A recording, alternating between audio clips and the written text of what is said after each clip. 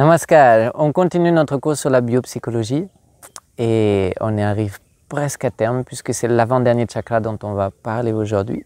On a vu les 5 premiers chakras et aujourd'hui on arrive à l'Agya chakra, le 6e chakra.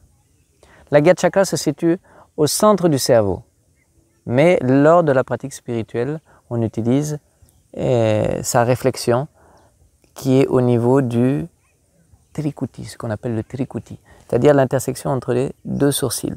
Trikuti ou 3e œil, en fait, Tri veut dire 3, Kuti veut dire colline. Quelles sont les collines dont il s'agit? Une colline, 2 collines, 3 collines, le Trikuti. Le 3e œil. Et Agya veut dire la connaissance. Veut dire la connaissance. Et effectivement, quand on parle du 3e œil, l'œil de l'esprit, c'est l'œil de l'intuition, c'est l'œil qui connaît toutes choses.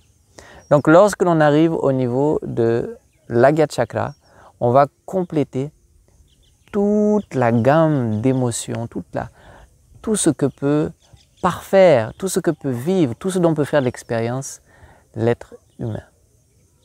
On va arriver à la 50e vritti. Vous vous rappelez qu'on a dit qu'il y avait 50 vrittis en tout que l'homme peut exprimer, ressentir. Et on en avait 4 au premier chakra, on en avait 6 au 2e, on en avait 10 au 3e, on en avait 12 au 4e, on en avait 16 au 5e, et on arrive à 2 ici, qui font 50. Après ces 50 vrittis, on arrive à un domaine, on verra pour le dernier chakra, qui est, on dit, non manifesté. Donc, on ne peut même plus parler d'expression. C'est pourquoi les vrittis s'arrêtent à ce niveau-là. Et là, au niveau de l'Agya chakra, il y a seulement 2 vrittis. Et les 2 vrittis sont para, apara. Para veut dire la connaissance spirituelle. Apara veut dire la connaissance temporelle. Voilà, cette énergie que l'on utilise dans le monde extérieur pour connaître tous les objets qui nous entourent, la science physique, voilà ce qui fait partie de la connaissance temporelle, la connaissance des choses temporelles, la connaissance des objets. Et puis il y a une autre connaissance, la connaissance introspective, la connaissance du sujet, la connaissance de soi. Et c'est cette connaissance qui est la connaissance spirituelle. En fait, la spiritualité, c'est quoi? C'est l'énergie que l'on utilise pour se connaître, pour connaître le soi, avec un grand S. Connaître le soi, ça veut dire connaître le sujet. Qui est ce je qui pense, qui ressent et qui s'exprime? Qu'est-ce qu'il y a au cœur de ce sentiment existentiel? Et au cœur de ce sentiment existentiel, on trouve l'âme, on trouve Dieu, on trouve la conscience suprême, on trouve l'essence. Et lorsque l'on a trouvé l'essence de nous-mêmes, on a trouvé l'essence de toute chose.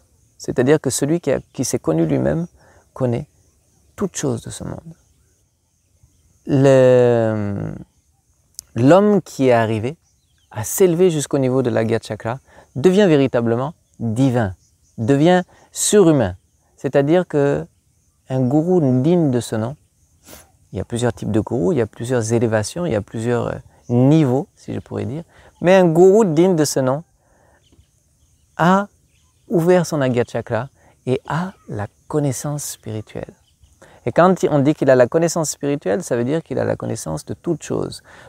C'est comme si vous vous reconnectez, vous vous branchez à un flot de cognition qui passe à travers toute chose. Donc en même temps, vous aussi, vous devenez conscient de toute chose. Et effectivement, les histoires des disciples qu'ont envers leur gourou, les grands gourous, je ne sais pas, Shiva, Krishna, Bouddha, il y en a d'autres. Et mon gourou aussi, Sri Srinanda Murti, qu'on appelait Baba, avait cette particularité. Cette particularité qui fait que vraiment, quand on est en face d'une entité, d'une personne d'une telle envergure, on est transporté dans un autre monde. Lorsque Baba avait un contact personnel, on l'appelait Baba, avec ses disciples ou avec les dadas, il leur racontait des choses de leur passé, des fois des choses de leur vie passée même. Et souvent des choses de cette vie-là dont la personne en question ne se rappelle plus. Baba remettait le doigt là-dessus souvent pour conseiller ou pour réguler, ou pour punir, ou pour, voilà, pour faire changer quelque chose en la personne. Par exemple, je me rappelle de mon dada, celui qui m'a initié, il travaillait au Népal. Il travaillait au Népal, Baba était à Calcutta. Et souvent, Baba demandait au dada ou au didi de revenir pour voilà, conseiller, demander des rapports sur le travail exécuté, etc. Il y avait beaucoup de pression pour nous faire travailler.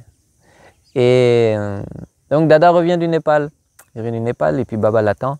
Et à peine il arrive à Calcutta, Baba le fait appeler. Il dit que non, je veux voir ce dada, vite, vite. Il a fait quelque chose de très grave.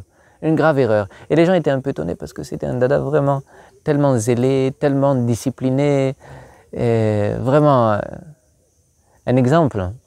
Et il arrive devant Baba, et il fait sa salutation et Baba lui dit combien de fois est-ce que tu te prépares à manger par jour? Et Dada réfléchit. Et en fait, dans son enfance, il n'avait eu que des sœurs. Il n'avait eu que des sœurs. Et sa maman, son papa, et donc il a été beaucoup gâté. C'est jamais lui qui a préparé, on a toujours préparé des nourritures délicieuses qu'on lui a offert, il n'a jamais préparé. Donc lorsqu'il est devenu dada, quand on devient dada, on se débrouille, on fait tout seul. On doit tout savoir faire tout seul en tout cas.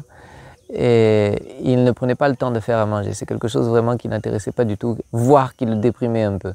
Donc il mangeait des snacks et puis peut-être une fois ou deux fois dans la semaine, il prépare quelque chose de consistant. Donc, qu'est-ce qu'il va répondre à Baba? 0,2 par jour. 0,2 fois par jour, je prépare quelque chose. Donc, il baisse la tête. Baba le regarde avec des gros yeux et dit « Mais est-ce que tu crois que ce corps t'appartient ?» Et Dada comprend. Il fait « Non, non, non, non, non. Ça appartient à Paramapurusha, ça appartient à Dieu, ça t'appartient, Baba. » Et Baba le regarde et il fait « Oui. Et comme ça appartient à Paramapurusha, tu dois en prendre le plus grand soin possible. Il faut préparer au moins une fois par jour. » Et puis Baba sourit tendrement et lui donne maintenant des conseils sur la manière dont il peut préparer une nourriture nutritive, rapide, etc.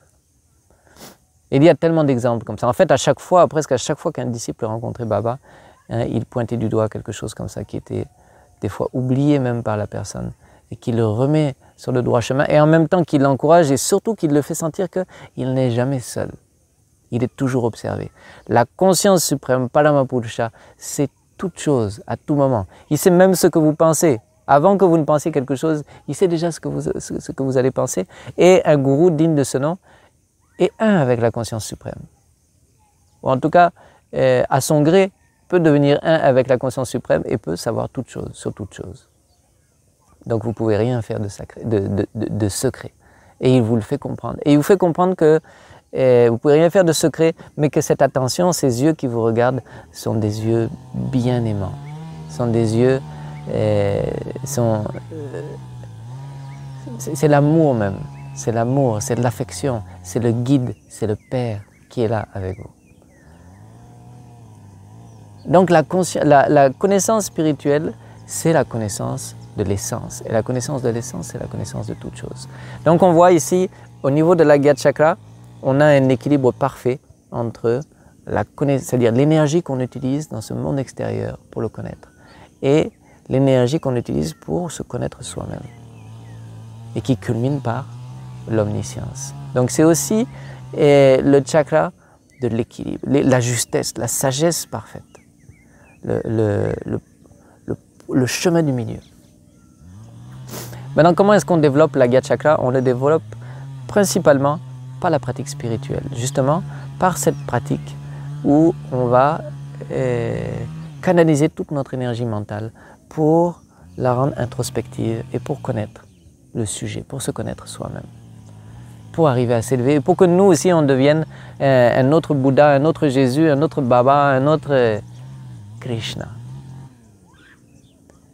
Donc la pratique spirituelle est la meilleure manière de développer son Agyat Chakra, mais on a toujours des astuces, vous vous rappelez, certains asanas aident à l'ouvrir, à le réguler, notamment Gyanasana, l'asana de la connaissance, et notamment Tudalangasana, c'est-à-dire l'asana de l'équilibre, ou la planche, et puis qu'est-ce qu'on a encore? Voilà les asanas où on est à la renverse, ça provoque un bon flux de sang au niveau du cerveau. C'est aussi bon pour l'Agyat Chakra, tel que Sarvangasana, on en a déjà parlé. ou Shashangasana, l'asana du lièvre. Bref, la pratique spirituelle, les asanas, et surtout la pratique spirituelle. Et puis, qu'est-ce que je voulais dire encore sur l'Agya Chakra? L'Agya Chakra est un chakra qui contrôle tous les autres chakras. En fait, les sécrétions hormonales de l'hypophyse, l'hypothalamus, qui sont au niveau de l'Agya Chakra, contrôlent les sécrétions hormonales de toutes les autres glandes inférieures. Donc celui qui a masterisé, celui qui a pris le contrôle de son Agya Chakra, a pris le contrôle aussi de tous les chakras inférieurs. Et lorsque l'on va arriver au niveau du Sahasrara Chakra, prochain épisode, on va voir que lui aussi contrôle à son tour l'Agya Chakra. Donc lui est le roi des rois. Voilà, j'espère que c'est un peu plus clair sur ce chakra plein de mystère, ce chakra merveilleux et mystérieux. Et on n'a plus qu'une étape à franchir maintenant pour le dernier chakra. Donc, on se donne rendez-vous la semaine prochaine. Merci, namaskar.